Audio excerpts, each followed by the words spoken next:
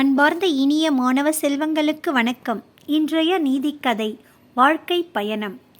அமெரிக்க தொழிலதிபரான Rockefeller முதுமையிலும் கடுமையாக உழைத்தவர்.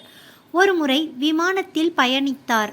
அப்போதும் ஏதோ வேலையாக இருந்தவரைக் கண்டு அருகில் இருந்த இளைஞர் வியப்புற்றார். அவர், ஐயா, இந்த வயதிலும் இப்படி கடுமையாக உழைக்கத்தான் வேண்டுமா? ஏகப்பட்ட சொத்து சேர்த்து விட்டீர்கள், நிம்மதியாக சாப்பிட்டு ஓய்வெடுக்கலாமே என்று ராக்ஃபெல்லரிடம் கேட்டார். உடனே ராக்ஃபெல்லர், விமானி இந்த விமானத்தை இப்போது நல்ல உயரத்தில் பறக்க வைத்து விட்டார்.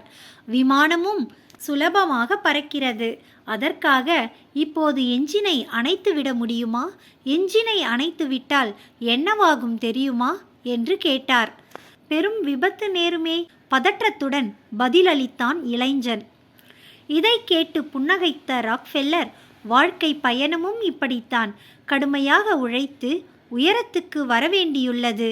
வந்த பிறகு உயரத்தை தொட்டு விட்டோமே என்று உழைப்பதை நிறுத்திவிட்டால் தொழிலில் விபத்து ஏற்பட்டுவிடும்.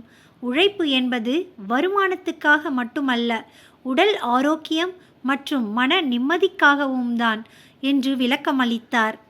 இந்த கதையின் நீதி: உழைப்பு என்பது வருமானத்துக்காக மட்டுமல்ல, உடல் ஆரோக்கியம் மற்றும் மன நிம்மதிக்காகவும் தான். நன்றி மாணவர்களே.